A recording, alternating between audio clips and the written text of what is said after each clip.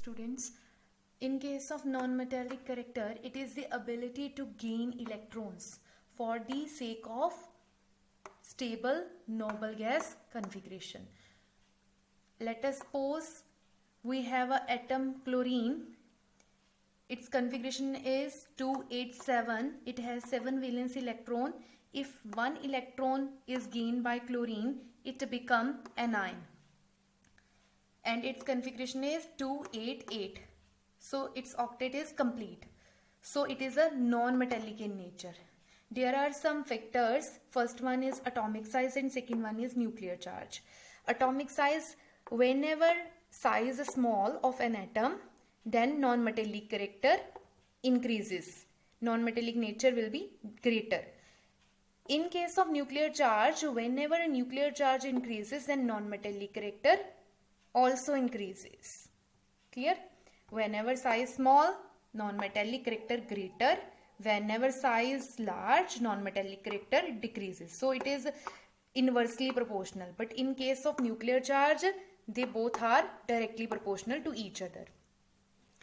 Now, according to their trends, when we move down the group, non-metallic character decreases. See this example. When we move in this group, carbon family, 14th group, carbon is non-metal. Silicon and germanium both are metalloids.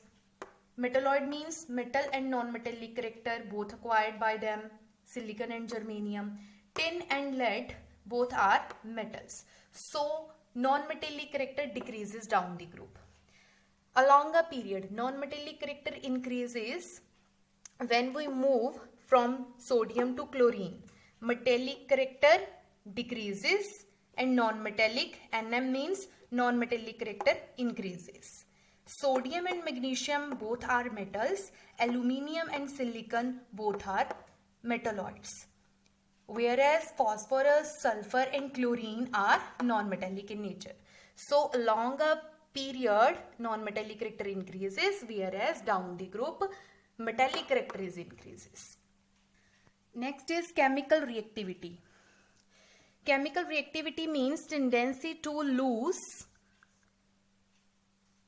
or gain electrons for the purpose of acquire stable noble gas configuration.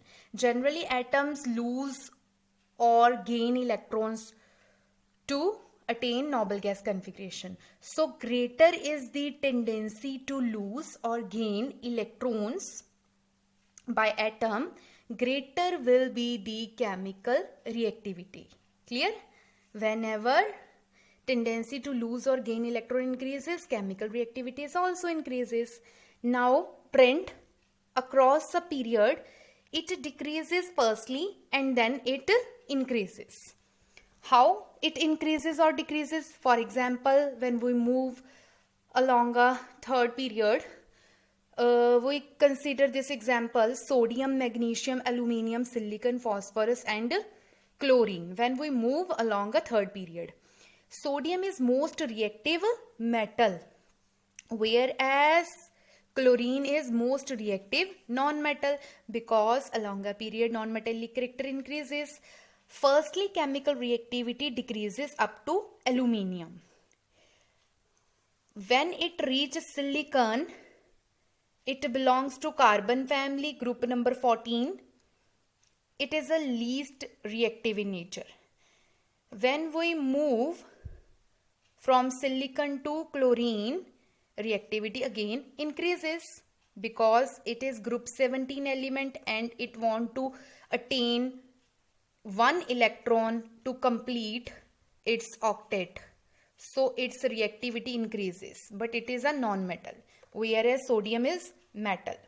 Note that these things, fluorine is the most reactive non-metal which is present at the top of group 17. Now we discuss about ionization enthalpy or ionization potential. It is the energy required to remove an electron from neutralized isolated gaseous atom and convert it into positively charged gaseous ion. It means ionization energy or enthalpy is that energy which is required to remove an electron. Let us suppose M is metal and IE means ionization energy which is required to remove this one electron, and it acquires positive charge. It has unit kilogram per mole, SI units, and it depends on two factors: atomic size. Whenever atomic size greater, forces become decreases. Therefore, ionization energy is also decreases in case of greater atomic size.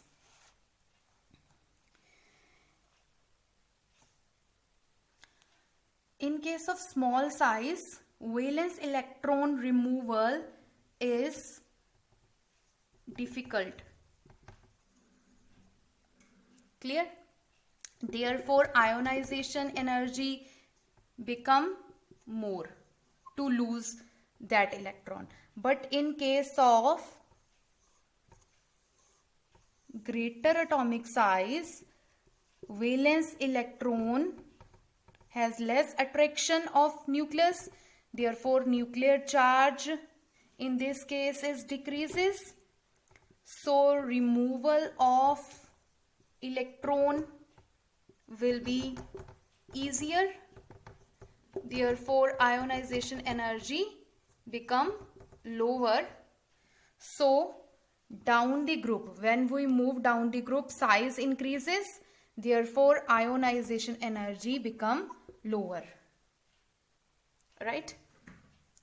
When we move along a period, when we move along a period, size become decreases. Atomic size or atomic radius become decreases. When size decreases, then ionization energy more. Now, electron affinity. Electron affinity is also known as electron gain enthalpy. It means it is an energy whenever extra electron is added to an atom, then some amount of energy is released, and that energy is known as electron affinity or electron gain enthalpy. Look this example. X is any element taken in its gaseous state. When it gain one electron or one electron is added to this atom, it becomes negative charge on its, and it spread or emit energy. That energy is known as electron affinity or electron gain enthalpy. It also depends upon two factors like ionization enthalpy. Whenever atomic size smaller, it increases. In case of nuclear charge, whenever nuclear charge increases, it also increases due to forces of attraction. Now next is its trend in a period. When we move group 1 to group 17, electron affinity of group 1 is least due to large size. When atomic size decreases along a period, when we move along a period from left to right, size decreases, therefore affinity increases. So group 1 has least and group 17 has highest electron affinity or electron gain enthalpy. You can see on this table. Now down the group, when we move down the group, atomic size increases due to increase of number of shells. Clearly, you can see these things. Whenever size increases, then it will be decreasing order. There are two exceptions, group 17 and group 16 elements, in which fluorine has smallest size like oxygen. So both have show different behavior than other elements. They both have, fluorine and oxygen both have small size. Therefore, why they acquire small size? Because they have strong inter-electronic repulsions. So, incoming electron does not feel much attraction. Next, when we talk about inert gases, they are very, very stable like helium, argon, neon, xenon.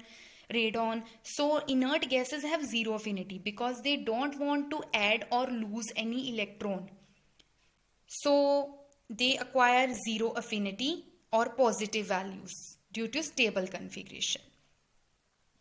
Our third term is electronegativity. It is denoted by E dot N.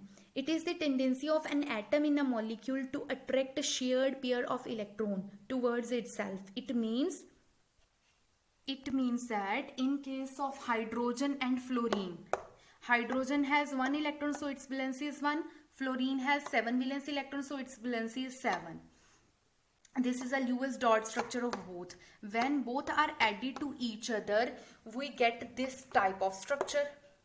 In this case, fluorine behave like a electronegative. It attract both of electrons. Our electron and hydrogen electron both are attracted by fluorine, and it becomes H positive because it lose electron, and fluorine attract hydrogen electron, so it become negative. So it is called electronegative in nature, and it has complete its octet by accepting or attracting 1 electron from hydrogen. Electronegativity values depend on atomic size and nuclear charge. Atomic size, in case of atomic size greater the size of atom, lesser will be the electronegativity. It is inversely proportional. And in case of nuclear charge, it is directly proportional. Whenever nuclear charge increases, electronegativity automatically increases. We already discussed these things in previous lecture. When we move across a period from left to right, electronegativity increases, whereas when we move down the group, electronegativity decreases down the group. For example, in first group, lithium to francium, it decreases. In case of noble gases, they have helium, neon have stable noble gas configuration and 8 valence electron in their valence shell. So they don't have a tendency to attract electrons. Clear? Last but not least, atomic number. You already know about these things. The atomic number means number of protons or number of electrons. It is denoted by symbol Z. It is equal to number of protons in an atom or number of electrons in an atom. Both are equal in an atom. And its some properties, it helps to distinguish one element to another elements, because no two elements have same atomic number. Dear students, no two elements have same atomic number. It gives the electronic configuration of an element. For example, when we talk about group 13 or an element that has atomic number 13, it means that has 3 valence electrons in its shell. Next one is, it helps in finding the position of an element in periodic table. So these are the property of atomic number. Now discuss mass number. Mass number means it is denoted by symbol A. It means it is the sum of number of protons symbolized by P and number of neutrons symbolized by small n. There are two cases. In case of even number of protons, for example, helium 2 and 4, carbon 6 and 12, their mass numbers just twice the atomic numbers, except beryllium and argon. But in case of odd number of protons like lithium, boron, fluorine, sodium, have their mass numbers twice atomic number plus 1. Here is only twice the atomic number. There is addition of 1, except nitrogen and hydrogen.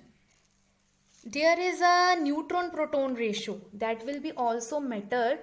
N ratio P means neutron-proton ratio in case of sodium, potassium, calcium, that are of case light metals. In case of light metals, its ratio will be equal to 1, which is very, very stable. But in the case of heavier metals like uranium, this ratio will be 1.5, 1.5, and above are radioactive, so they emit radiations. That's why atom or element become unstable.